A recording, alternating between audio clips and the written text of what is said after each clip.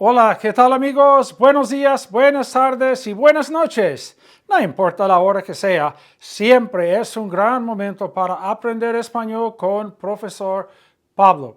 Today we're taking a look at por versus para, and we're going to use es in front of it for a lot of the examples, but not for all. Es por, we're going to find out it means it can be it's for, it's in exchange for, it's because of, it's on account of. Basically, when you say it's an exchange for, it's for something, it's because of, it's on account of, you're saying this is the reason why you're doing something. This is the purpose of what you're doing. You're doing it out of love. You're doing it for money. You're doing it because of the rain, because of the snow. You're doing it for the well-being of everyone. You're doing it for freedom and for liberty. You're doing it for justice.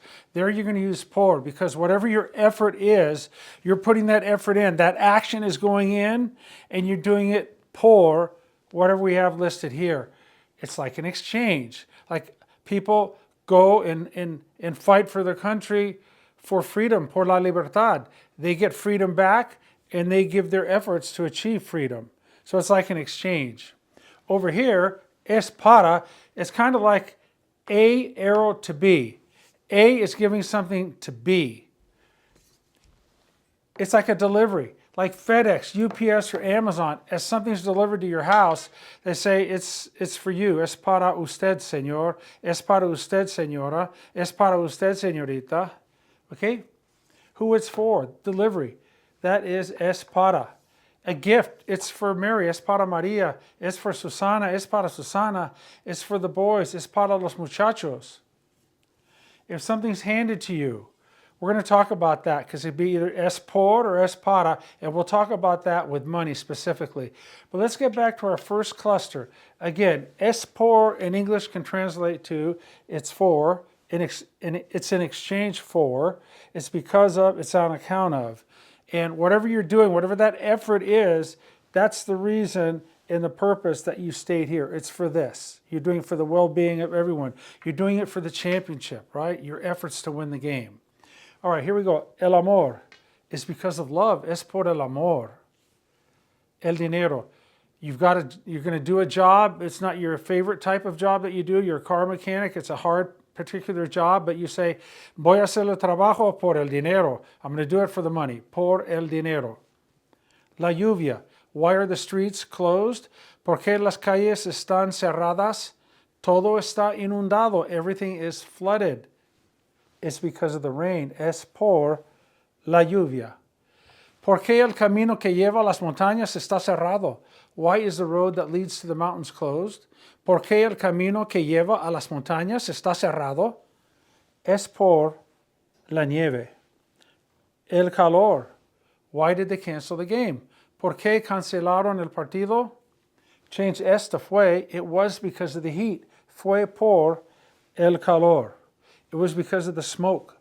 Fue por el humo. It was because of the smog. Fue por el humo. Remember, humo can be smoke and or smog. La justicia, protest marches, right? Protestas por la paz. Es por la justicia. It's for justice. It's for freedom. Es por la libertad, for liberty. The fight, la pelea, the fight is for the title. Es por el título. Es por la paz, it's for peace. El bien de todos, it's for the well-being of everyone. Es por el bien de todos. It's for the championship. Es por el campeonato, el Super Bowl. Es por el campeonato de la NFL. Los derechos humanos, it's for human rights. Es por los derechos humanos. El contrato, a lot of problems. Hay muchos problemas con el HOA, Homeowners Association. ¿Por qué hay muchos problemas? Why are there many problems? Es por el contrato. It's because of the contract. El apagón is a brownout or a blackout. You've lost power. Apagar means to turn off. Es por el apagón. El tráfico. ¿Por qué estás llegando tarde todos los días? Why are you arriving late every day? Lo siento. Es por el tráfico. It's because of the traffic. So there are a lot of examples of es por. In other words, all the efforts that are happening, the action that is happening that you're doing is to achieve this or as a result of this. Okay? Muy bien. Let's take a look at es para. Es para means it's for. It is for. Now, we showed this arrow going from A to B, meaning that person A is going to give person B something. It's going to go from A to B. That's para. Like the book is for you. El libro es para ti. The roses are for mom. Las rosas son para mamá. Delivery.